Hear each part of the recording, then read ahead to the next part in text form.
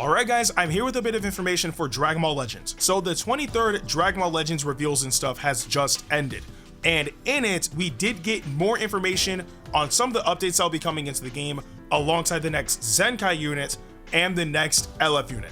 Now, note, personally speaking, I think that this reveals and stuff was probably the weakest one that we've had all year. And the main reason is because a lot of the information that they told us could have been relayed to us in the news section. And the reason why I feel so strongly about that is because this video and stuff had such little in it that it was only 10 minutes long. That's not really packed with anything, honestly. But again, at the end of the day, information is still information, and I still want to be able to talk to you guys about it. So the very first bit of info that we got is that PvP's rating match is going to get a slight revamp, and that revamp is the addition of group rankings. So you guys know the current ranking system where you hop into rating match, you fight as much as you can, and the higher you go, the better rewards you will get. And of course, the goal is to try to aim to be on top. But if you're not within a certain percentile, then you don't really earn anything from doing rating match. But the group ranking is practically an implementation for people that may not make it up to the very top or anywhere close to there, right? So the group system works as follows. It's going to be about 100 people paired up in a group. And of course, you're still going to be working as hard as you can to make it to the top, but you're also going to be competing against the people within your group.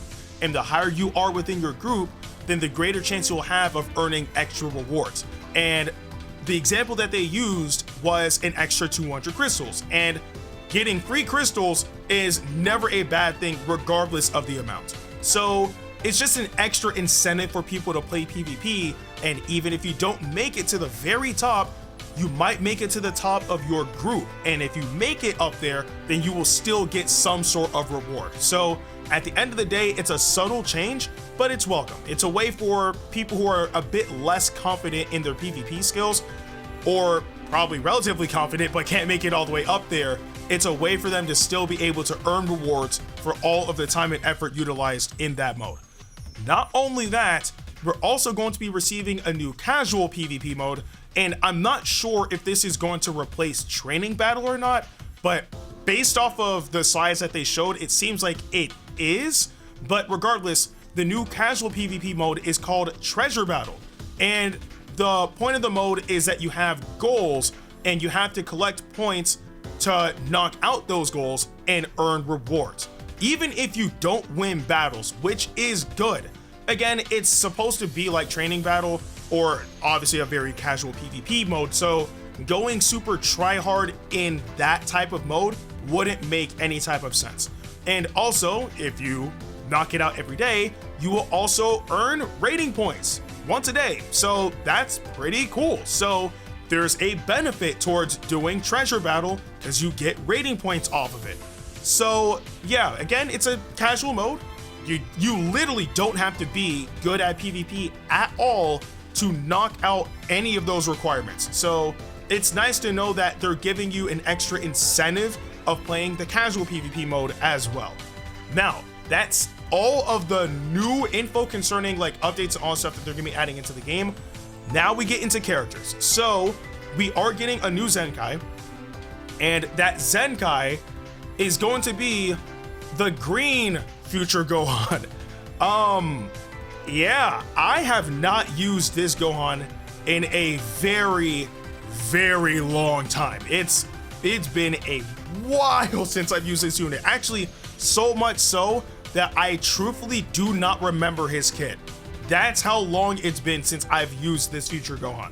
But he will be getting a Zenkai Awakening, and of course, the buffs that he'll be giving to specific types will be green and future, which makes sense because obviously he's a green unit and he's a future unit. But that does also tie with the LF unit that we're going to be getting in the game as well. So segueing into that, the next LF unit we'll be getting in the game is none other than Super Saiyan Future Trunks from the Cell Saga specifically.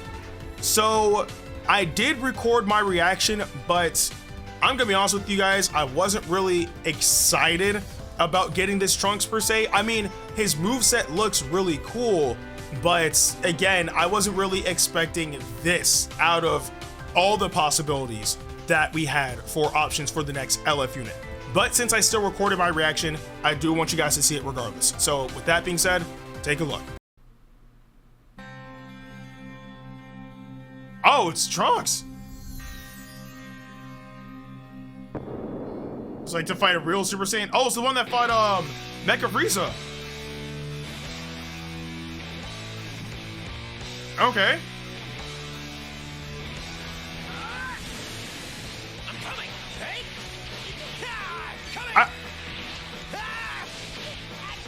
It's over. How about Gone. this one? Hey. Oh, burning attack. Okay. You're finished. And then gone. Oh, they got the slash effect. Okay, clean. I'm through with you. Okay. So we're getting LF Trunks.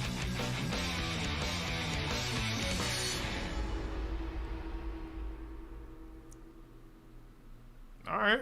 At least it's actually serious. I'm coming. Hey. Okay, Strike has blast armor. I'm coming. Special move has blast armor.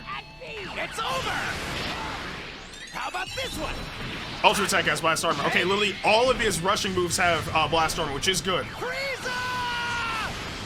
You're finished. But that effect is so cool though. Gone. Through with you. Goku isn't the only Super Saiyan. There's one more, right here. So now that we've seen what he can do, let's break it down. So it says LL Super Saiyan Trunks Teen, Sparking, Green, and Melee type. Tags are Hybrid Saiyan, Vegeta Clan, Super Saiyan, and Future. So Z ability 3, plus 2% to special move damage inflicted by Tag Hybrid Saiyan, and plus 30% to Tag Hybrid Saiyan, Tag Future, or Tag Vegeta Clan base strike attack and defense in battle. That special move increase is always good to see, honestly. Okay, unique abilities, plus 20% to damage inflicted against Tag Frieza Force, cannot be canceled. Now, I understand that ability. I understand it entirely, especially because with this unit being a green unit, it'll actually help against the likes of the blue Revival Frieza as well. But if I'm not mistaken, I don't really see people using LOE right now. So, or even Frieza Force in general. So I don't know how effective that's going to be as of right now. I don't think it's a bad ability.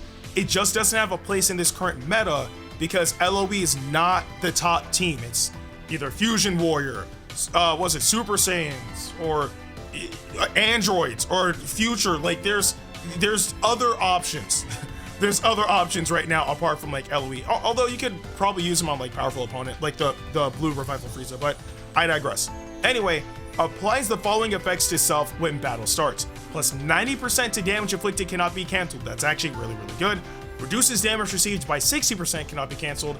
And plus 50 to key recovery cannot be canceled. So, solid buffs. Solid buffs. Again, with him being a melee type, that plus 90 is going to help out a lot.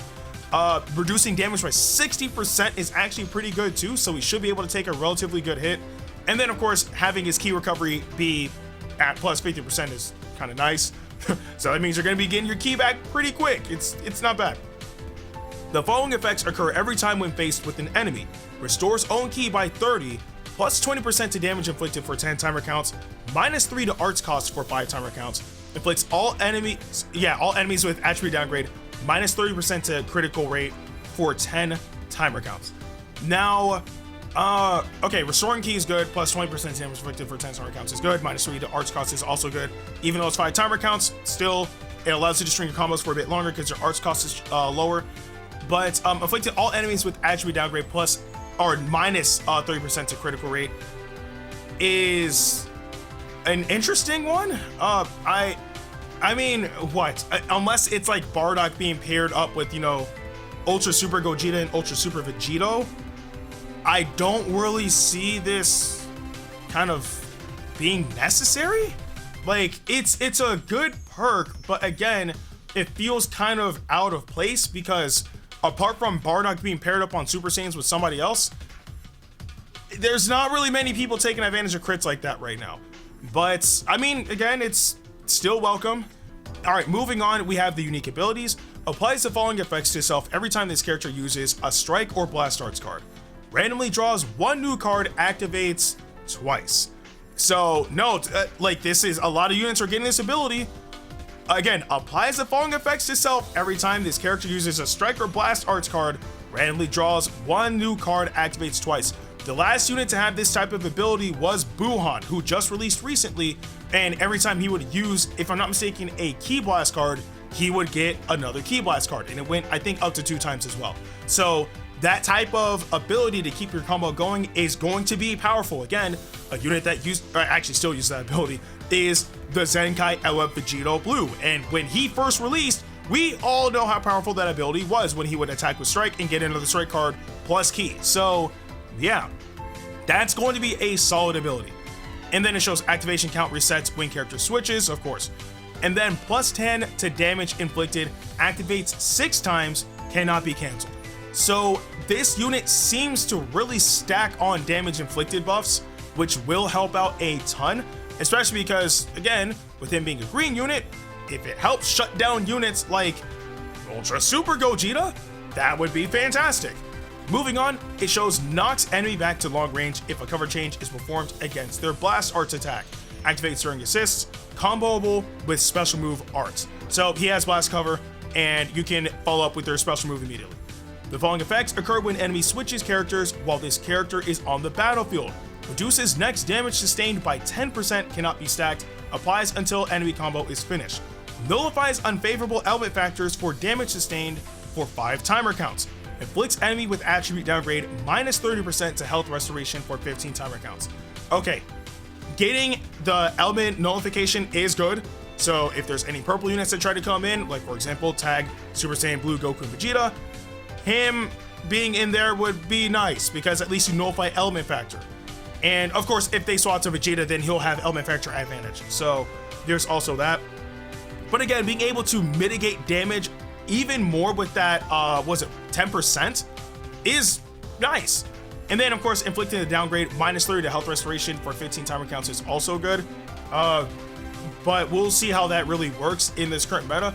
I mean, there are units in this meta that do restore health, but again, we'll see how that turns out. And then the following effects occur when enemy tag switches while this character is on the battlefield. Plus 25% to damage inflicted against tag powerful opponent, activates 1 time, cannot be cancelled. Reduces enemy ki by 40, randomly destroys 1 enemy card. Okay, now this is extremely specific. There are only 3 tag units in the game, only 3. They are tag Super Saiyan Blue Goku and Vegeta, tag Future Gohan and Team Trunks, and of course the androids. And there's only one of them that fits that mold, and that's the androids, which means that this unit specifically has an ability to try to fight off against Android 17 and 18. And also, with him being a green unit, makes him safe from having or being dealt with extra damage from, like, you know, element factor disadvantage. But he also has the disadvantage of not having the advantage against them. So, although you can't really have a straight up advantage against them because again, they can reverse their element factor, but you get what I mean. At the very least, he's dealing neutral damage against the androids, which is still good. And not only that, he has perks that hinder the androids. So that'll actually be really, really nice, but that's all on paper. I really want to see what he can do in actual execution. But again, with all of the damage inflicted buffs that he gets, and then you all pair up against the androids, it's going to be interesting to see what he's capable of doing against that unit, because he should honestly just slaughter them. But the androids are powerful for a reason, so we'll see how that works out. Also, seals enemies special move and special arts when an enemy character that is both tag powerful opponent and tag android tag switches. The sealed arts cannot be used for 15 timer counts. That is unfathomably important, because you guys already know. You already know Android 17 and his special skill is ridiculously good. And then Android 18 and hers takes your vanish away. So sealing that is amazing. And on top of being able to randomly destroy one card, so that'll reduce their probability of continuing the combo, plus it lowers their key and their special move gets sealed, which means that it should halt their combos, which is amazing. Like, but again, this is all on paper, but again, this Trunks seems to be specifically tailored towards countering Android 17 and 18, the tag unit, which is good because we really need that. Android 17 and 18 are, in my opinion, the best units of the game. Their kit is extremely powerful, and with this unit, it seems to finally mitigate what they're capable of. And if we can finally have a unit that can keep them at bay, then maybe we can finally start seeing a relative meta shift, which would be fantastic. But apart from that though, there's one bit of information that we did get as well apart from Trunks, and that is in regards to superhero units. And from what they said, we're not getting it anytime soon. It's unfortunate, like seriously so, because they're not striking while the iron is hot. But at the end of the day, I would much rather have them take as much time as they need in order to make those units as good as they can be. I just hope that they don't take too long. And also, I think that they should have addressed the voices for Gamma 1 and Gamma 2, because we already know who the voice actors are for those characters in the dub, with Gamma 1 being voiced by Alex Lee, and then the voice actor of Gamma 2 being Zeno Robinson. So the fact that we don't have their voices in the game is very, very weird. Like, I would say that if we can at least get their voices implemented by the release of Superhero, or like maybe a few days or a few weeks afterwards, I would be okay with that personally. Although I would still love to see all the new units from the movie in the game as soon as possible. But if we can at least get the English voices of Gamma 1 and Gamma 2 in the game already, since we already know who they are, that would be fire as well. But again, only time will tell, because for all we know, they probably can be implementing that in the next update. But that is literally everything that they talked about in the reveals and stuff. Obviously, I explained everything, so actually my video is longer than the video and stuff. But again, there wasn't really much to go off of apart from really Trunks' abilities. But I do want to know in the comment section below, what are your thoughts on the new Trunks unit and the new stuff that we'll be getting in the game, like the groups or the treasure battle, and also the information we received about superhero units or superhero in general coming to Legends. Again, let me know in the comment section below. Well, with that being said, I'm Ndukauba, like, share, and subscribe, and I'll see you guys in the next video.